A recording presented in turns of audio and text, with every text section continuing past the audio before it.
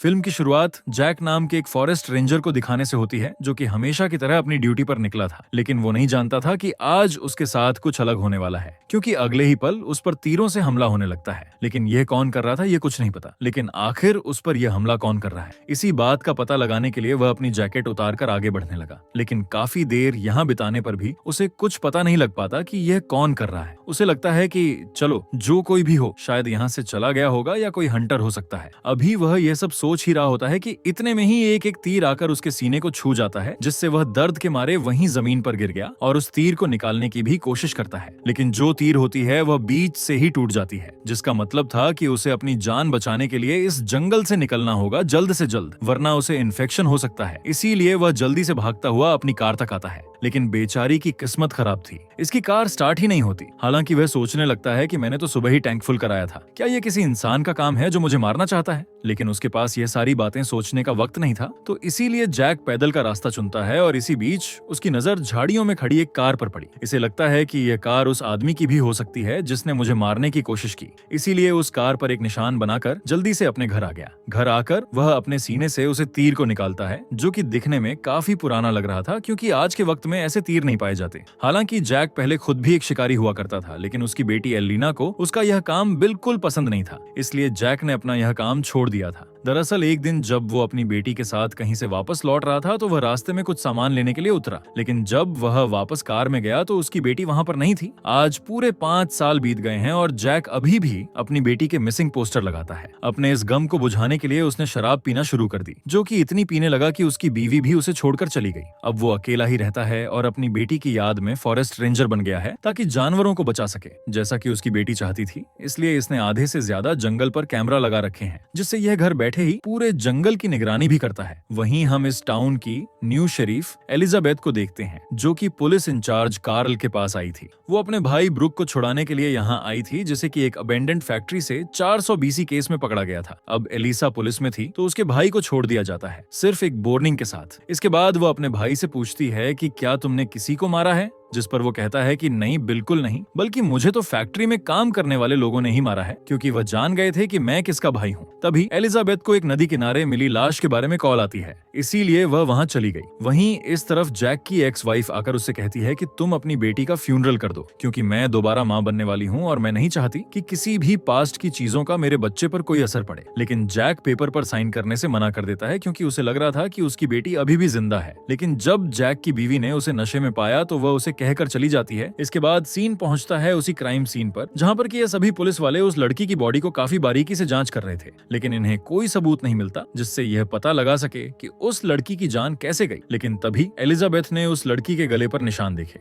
वो काफी पुराना लग रहा था, तो इन्हें लगता है कि शायद इससे किसी ने बदला लिया हो, इसीलिए आसपास के इलाके की छानबीन करने लगे। इन्हें यहाँ पर कुछ खून के निशान मिले, जिससे ये समझ गए कि यह काफी टाइम से लापता थी और इसने जिंदा रहने की कोशिश की होगी। लेकिन वो खुद को ज्यादा देर जिंदा नहीं रख पाई। तभी उसे एक पेड़ पर एक एरो दिखती है, इसलिए वह उसे फोरेंसिक के लिए अपने पास रख लेती है। जब वह पुलिस स्टेशन आकर उसकी जांच करती है तो उसे उसके बीच में एक मार्क मिला और ये एरो वैसा ही लग रहा था जैसे जैक को लगा था। तो जरूर इन दोनों एरो में कोई कनेक्शन तो था। उस लड़की की पहचान के लिए हर तरफ न्यूज चला दी जाती है और जब जैक ने यह देखा तो उसे लगा कि कहीं ये मेरी बेटी तो नहीं है। इसलिए वह शरीफ से जाकर कहता है कि मुझे उसे लड़की को देखना है, और जब ये उसे देखता है तो पता है कि यह उसकी बेटी नहीं है। जैक के मन में अभी भी पूरा विश्वास है कि उसकी बेटी जिंदा है। खैर, अब उसके जाने के बाद एलिजाबेथ वहाँ के डॉक्टर से पूछती है, तो डॉक्टर जैक की सारी कहानी उसे बता देता है और उसके बारे में सुनने के बाद एलिजाबेथ को बहुत बुरा लगा। अगली सुबह काफी सोचने के बाद जैक उन पेपर्स पर साइन कर देता है, यानी कि अब उसकी बेटी का फ्यूनरल होगा। लेकिन तभी उसे एक वार्निंग अलार्म सुनाई दिया। जब वो कैमरा पर देखता है तो पाता है कि एक शिकारी है जो कि तेजी से भाग रहा है, किसी जानवर के लिए नहीं बल्कि एक लड़की के पीछे है। इसलिए वह 3 बॉक्सेस और एक बंदूक लेकर निकल गया। उसने ऐसा क्यों किया, आगे पता लगेगा।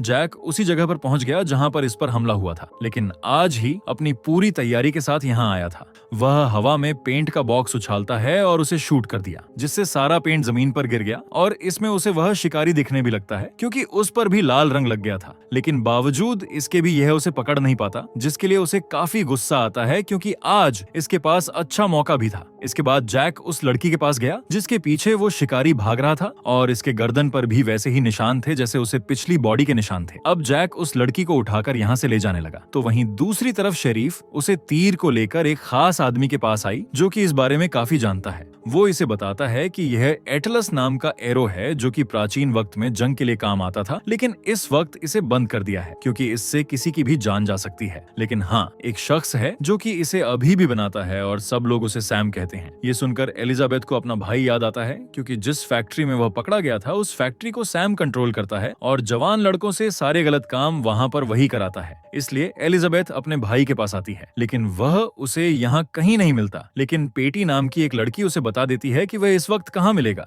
एलिजाबेथ वहाँ जाती है तो उसे इसका भाई वहाँ भी नहीं मिलता, लेकिन इसे वो जरूरी सामान मिल जाता है जिससे वह एटलस नाम का तीर बनाया गया था। इतने में ही इस घर में कोई आ जाता है जो कि इसी का साथी था, जो कि इसे बताता है कि एक और लड़की की मिसिंग रिपोर्ट दर्ज की गई है और ये वही लड़की थी जो कि अभी जंगल में जैक के साथ थी। वहीं दूसरी तरफ जैक उस लड़की को उठाते हुए अब काफी थक गया था, इसलिए जैक ने उसे एक जगह पर रख दिया। लेकिन इतने में ही वही लड़की जैक पर हमला कर देती है, ये समझते हुए कि कहीं यही वह शिकारी तो नहीं है। लेकिन जैक उसे समझाता है कि मेरी बहन रुक जा, मैं वो नहीं हूँ जो तुझे मारना चाहता है, तुम मेरे साथ सेफ हो। हालांकि वो मानने के लिए तैयार नहीं थी, लेकिन जैक उसे यकीन दिला ही देता है। जिसके बाद ये दोनों वहीं बंकर गुफा में छिप गए जो कि जैक ने ही यहाँ बनाया था ताकि वह शिकारियों को पकड़ सके। लेकिन फिलहाल तो वो खुद ही इसमें छिपा पड़ा है। यहाँ पर जैक उस लड़की से उसका नाम और वो यहाँ पर कैसे आई है पता करता है, लेकिन वो लड़की इस बात का कोई जवाब नहीं देती है कि आखिर वो यहाँ तक कैसे आई, क्योंकि उसके गले की वोकल कोड को ही काट दिया गया है और यह ऐसा उसे शिकार ने किया था ताकि लड़की चीख चिल्ला ना सके और वह इसका आसानी से शिकार कर ले। क्योंकि पहली वाली लड़की के साथ भी ऐसा ही हुआ था, क्योंकि वह अपनी जान बचाने के लिए इधर उधर काफी भागी थी, लेकिन आखिर में मारी गई। लेकिन अब जैक ऐसा होने नहीं देगा, तो इसने इशारों में उसे समझाया कि अब तुम मेरे साथ सेफ हो, कुछ नहीं होगा तुम्हें। अब लड़की को भी उस पर भरोसा हो गया था, इसीलिए वह जमीन पर अपना नाम लिखकर बताती है कि इसका नाम मॉली है। अब सुबह वो जाती है और जैक मॉली को लेकर यहाँ से निकलने लगा। वहीं दूसरी तरफ एलिजाबेथ को कुछ लीड मिलती है जो कि उसे कुछ खास पसंद नहीं आई। दरअसल आखिरी बार मॉली को एक ग्रुप के साथ देखा गया था, लेकिन अब एलिजाबेथ को शक जैक पर भी होने लगा था, क्योंकि आखिरी बार उसने कुछ हंटर्स के हथियार छीनकर अपने पास रख लिए थे और ऐसा भी हो सकता है कि अपनी बेटी की मौत के बाद वह ऐसा बना हो। तो जैक जब अपने घर पहुंचता है तो इसे यहाँ पर किसी के होने का एहसास होता है, लेकिन इससे पहले ये कुछ समझ पाता इस पर हमला हो गया। यानी कि जैक का शक एकदम सही था। जिसने उस पर हमला किया था वो वही शिकारी था जो कि अपने एरो से उस पर हमला किया करता था। लेकिन जैक भी लड़ाई में कुछ कम नहीं था, लेकिन जैक काफी थका हुआ और कमजोर था, इसलिए वो ज्यादा देर उसे रोक नहीं सका और शिकारी उस पर हावी हो गया और मॉली की पीठ में तीर घुसाकर उसे मार देता है। और जैक ये देखकर बुरी तरह से टूट गया, क्योंकि वो उसकी जान नहीं बचा पाया। और इसी बीच यहाँ पर एलिजाबेथ पहुंच जाती है। यहाँ पहुंचकर उसने मोली की लाश देखी और यहीं पर जैक था जिसके हाथ में बंदूक थी और ऐसा लग रहा था जैसे मोली की जान इसने ही ली। लेकिन असली कहानी में ट्विस्ट अब आया, क्योंकि इसके पीछे वही शिकारी खड़ा था और वह शिकारी एलिजाबेथ को देखकर अपने हाथों की उंगलियां चटकाता है और यहाँ पर वह समझ जाती है कि यह शिकारी कोई और नहीं बल्कि उसका ही छोटा भाई ब्रूक है, जिसे कि हर बार बचा लेती है। लेकिन आज वो क्या करेगी? लेकिन आज भी उसने वही किया जो हर बार करती है, उसने जैक को शूट कर दिया, जिससे ब्रूक को यहाँ से भागने का मौका मिल गया। अब तक जैक भी समझ गया था कि एलिजाबेथ ने अपने भाई को बचाने के लिए यह सब किया है, इसीलिए वह उसके ही रेडियो से एम्बुलेंस बुलाता है ताकि वह मॉली को ले जाए, क्योंकि अभी भी मॉली जिंदा थी। और वह खुद पहुंचा अपनी कार लेकर अपनी एक्स वाइफ के घर, जिसका करंट पति पुलिस में था। और जब उन्होंने जैक की हालत देखी तो हैरान रह गए। वो जैक को हॉस्पिटल नहीं ले जा सकते थे, इसीलिए कार्ल ने जैक को उसी फैक्ट्री के बाहर खड़ी एक ट्रेलर में लेकर यहीं डॉक्टर को बुला लिया और उसका इलाज करवाना शुरू किया। इस दौरान जैक ने सब कुछ उन्हें बता दिया। अब ये जो भी सब कुछ चल रहा है वो कौन कर रहा है? जैसे ही कार्ल ट्रेलर से बाहर आया, उसने देखा कि ब्रूक अपने दोस्तों के साथ खड़े होकर वहां पर बीड़ी फूंक रहा है, इसलिए उसने उसे पकड़ने के लिए दौड़ लगा दी। लेकिन ब्रूक बचकर ट्रेलर में आ गया। वो डॉक्टर के गले पर चाकू लगाकर उसे धमकाने लगा, लेकिन जैक के अंदर अभी भी जान बची हुई थी, इसलिए उसका एक हाथ पकड़कर डॉक्टर को आजाद कर दिया। और ऐसा होते ही फौरन कार्ल ने ब्रूक को अरेस्ट कर लिया। जब एलिजाबेथ को इस बारे में पता लगा तो वह जल्दी से अपने भाई से मिलने को आई ताकि वह इस बार भी कोई जुगाड़ बैठाकर अपने भाई को बचा ले। लेकिन इस बार कार्ल उसकी कोई बात नहीं सुनता। वो कहता है कि तुम्हारे भाई ने कुछ कन्फेस किया है, अब तुम्हारी जॉब भी चली जाए। ये सुनने के बाद एलिजाबेथ परेशान हो जाती है, जिसके बाद ब्रूक इन्हें एक लोकेशन पर लेकर गया जहां पर कि उसने सैम को कैद करके रखा हुआ था, यानी कि उसी फैक्ट्री का मालिक जिसने ब्रूक पर बहुत ही जुल्म किए थे। और इसी का बदला लेने के लिए ब्रूक ने इसे कैद किया, यानी कि जो असली शिकारी है जो यह सब कर रहा है वह कोई और ही है, जिसने कि एलिजाबेथ को भी बेवकूफ बना दिया। अब ये बात जानने के बाद ये लोग सैम के पास गए और उससे पूछा कि क्या यह तुम एरो जानते हो, क्या यह तुमने बनाई है? लेकिन वह इस बात से इनकार करता है क्योंकि वह अपनी किसी भी एरो पर कोई निशान नहीं छोड़ता और ये किसी और का काम है। ये बात सुनने के बाद ये लोग हैरान रह जाते हैं क्योंकि ये किसी और का ही काम है। अब जैक भी अपना बयान बदल देता है, जिस वजह से एलिजाबेथ के भाई की जान बच जाती है क्योंकि वह जान गया था कि उसने यह सब नहीं किया है। अब इतना सब होने के बाद जैक ने अपनी नई जिंदगी जीने की शुरुआत करनी चाहिए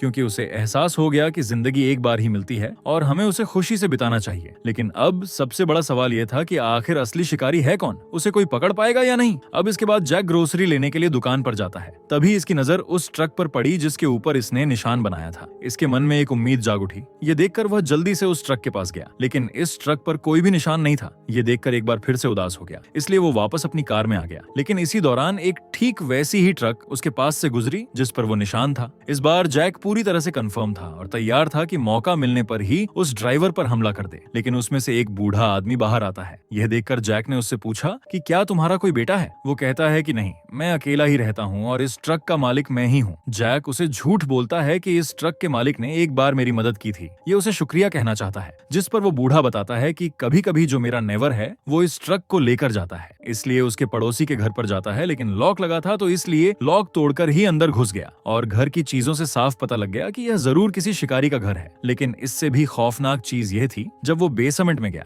वहाँ पर कई 100 लड़कियों के मिसिंग पोस्टर चिपके हुए थे और इन फोटो में उसकी मिसिंग बेटी का भी फोटो था। थोड़ी और आगे जाने पर उसे ऑपरेशन थिएटर में एक लड़की लेटी हुई दिखाई देती है जिसके वोकल कोट निकले हुए थे और ये देखकर जैक समझ जाता है कि अच्छा तो यह है सारा मामला, क्योंकि जो भी ये सब कर रहा है वह इसी घर का मालिक है। लेकिन तभी अचानक से जैक के ऊपर हमला हो जाता है और यह हमलावर कोई और नहीं बल्कि वही डॉक्टर था जिसे कि कार्ल ने जैक का इलाज करने के लिए बुलाया था और यह इस कहानी का गद्दार है। इसके बाद स्टन पहुंचता है एलिजाबेथ पर, जो कि मॉली से मिलने के लिए आई थी जिसका इलाज डॉक्टर वम ही कर रहा था। लेकिन इस वक्त वो डॉक्टर यहाँ नहीं था। लेकिन तभी एलिजाबेथ को उस डॉक्टर और उसकी बेटी की फोटो दिखी और यहाँ पर एक नर्स बताती है कि काफी सालों पहले इनकी बेटी नशे में कुचल कर मारी गई और उनकी बेटी का नाम मेलिसा था, यानी कि वही सेम लोगो जो कि उस तीर पर हुआ करता है। ये देखकर एलिजाबेथ को सब समझ आ जाता है और वह जल्दी से उस डॉक्टर के घर पहुंचती है, जहाँ पर डॉक्टर तो नहीं था लेकिन उसके घर पर रखी चीजों से उसे समझ आ जाता है कि यह सब क्या चल रहा है। इसके बाद वह जैक के घर गई उसे बताने के लिए कि उनकी बेटी का कातिल मिल चुका है। लेकिन जैक तो वहाँ था ही नहीं बल्कि उसका तो शिकार हो रहा है और ये चीज एलिजाबेथ उसके घर में लगे मॉनिटर पर देख लेती है। क्या सच में जैक का शिकार भी हो सकता है, क्योंकि वह तो बड़ी अच्छे से इस जंगल को जानता है। इसलिए वह जंगल में लगे हर एक ट्रैप को खोल देती है, जिसमें से एक में वो डॉक्टर फंस गया और इससे पहले वह कुछ कर पाता जैक ने उसे कूटकर उसका हुलिया ही बिगाड़ दिया।